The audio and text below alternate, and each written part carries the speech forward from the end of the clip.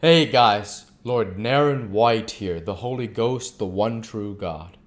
Back with you with the next video in my series, reading Dracula by Bram Stoker. Without further ado, returning to Dracula as read by Lord Naren White. Tell me, I said.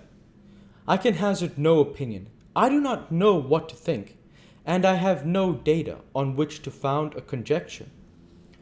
Do you mean to tell me, friend John, that you have no suspicion as to what poor Lucy died of? No, not after all the hints given, not only by events, but by me. Of nervous prostration, following a great loss or waste of blood. And how was the blood lost or wasted? I shook my head. He stepped over and sat down beside me, and went on. You are a clever man, friend John. You reason well, and your wit is bold, but you are too prejudiced. You do not let your eyes see nor your ears hear, and that which is outside your daily life is not account to you. Do you not think that there are things which you cannot understand, and yet which are? That some people see things that others cannot, but there are things old and new which must not be contemplated by men's eyes, because they know, or think they know, some things which other men have told them. Ah, it is the fault of our science that wants to explain all. And if it explain not, then it says there is nothing to explain. But yet we see around us every day the growth of new beliefs, which think themselves new, and which are yet but the old, which pretend to be young like the fine ladies at the opera. I suppose now you do not believe in corporeal transference, no, nor in materialization, no, nor in astral bodies, no, nor in the reading of thought, no, nor in hypnotism. Yes, I said. Charcot has proved that pretty well. He smiled and went on as he went on. Then you are satisfied as to it, yes? And of course, then you understand how it acts, and can follow the mind of the great Charcot, alas that he is no more, into the very soul of the patient that he influenced, no? Then, friend John, am I to take that you simply accept the fact, and are satisfied to let me from premise to conclusion be a blank? No? Then tell me, for I am a student of the brain, how you accept hypnotism and reject the thought reading. Let me tell you, my friend, that there are things done today in electrical science which would have been deemed unholy by the very man who discovered electricity, who would themselves not so long before been burned as wizards.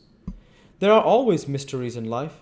Why was it that Methuselah lived 900 years and Old Parr 169, and yet that poor Lucy, with 4 men's blood in his poor veins,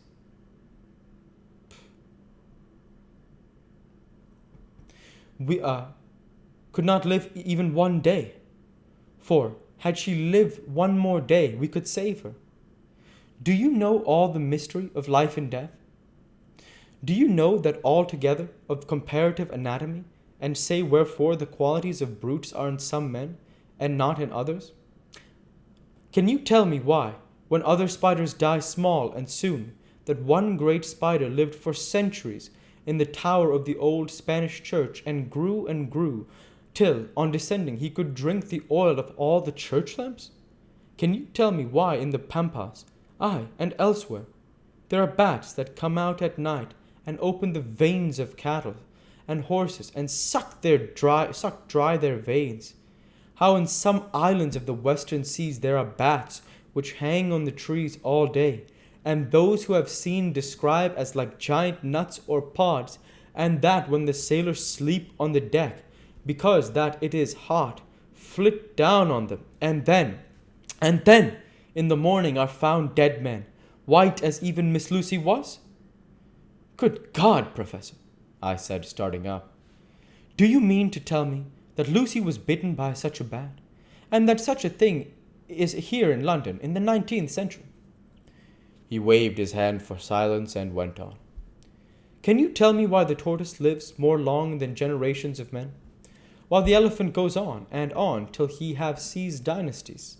And why the parrot never die only of bite of cat or dog or other complaint? Can you tell me why men believe in all ages and places that there are men and women who cannot die? We all know, because science has vouched for the fact, that there have been toads shut up in rocks for thousands of years, shut in one so small hole that only hold him since the youth of the world. Can you tell me how the Indian fakir can make himself to die and have been buried, and his grave sealed and corn sowed on it, and the corn reaped and be cut and sown, and reaped and cut again, and then men came and take away the unbroken seal, and there lie the Indian fakir, not dead, but that rise up and walk amongst them as before? Here I interrupted him. I was getting bewildered. He so crowded on my mind the list of nature's eccentricities and possible impossibilities that my imagination was getting fired. I had a dim idea that he was teaching me some lesson, as long ago he used to do in his study at Amsterdam. But he used them to tell me the thing, so that I could have the object of thought in mind all the time. But now I was without his help, yet I wanted to follow him, so I said, "Professor, let me be your pet student again. Tell me the thesis, so that I may apply your knowledge as you go on. At present, I am going in my mind from point to point as a madman, and not a sane one. Follows an idea. I feel like a novice, slumbering through a bog in a mist, jumping from one tussock to another, in the mere blind effort to move on without knowing where I am going." "That is a good image," he said. "Well, I shall tell you. My thesis is this. I want you to believe." "To believe what?" "To believe in things that you cannot. Let me illustrate. I heard once of an American who so defined faith, the faculty which enables us to believe things which we know to be untrue. For one, I follow that man. He meant that we shall have an open mind, and not let a little bit of truth check the rush of the big truth, like a small rock does a railway truck. We get the small truth first. Good. We keep him, and we value him.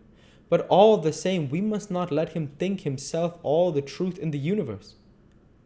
"Then you want me not to let some previous conviction injure the receptivity of my mind with regard to some strange matter? Do I read your lesson aright?" "Ah, you are my favorite pupil still. It is worth to teach you. Now that you are willing to understand, you have taken the first steps to understand. You think that those so small holes in the children's throats were made by the same that made the holes in Miss Lucy?" "I suppose so." He stood up and said solemnly, "Then you are wrong. Oh, would it were so! But alas, no, it is worse, far, far worse." "In God's name, Professor Van Helsing, what do you mean?" I cried. He threw himself with a despairing gesture into a chair, and placed his elbows on the table, covering his face with his hands as he spoke. "They were made by Miss Lucy!" Chapter 15. Dr. Seward's diary continued. For a while sheer anger mastered me.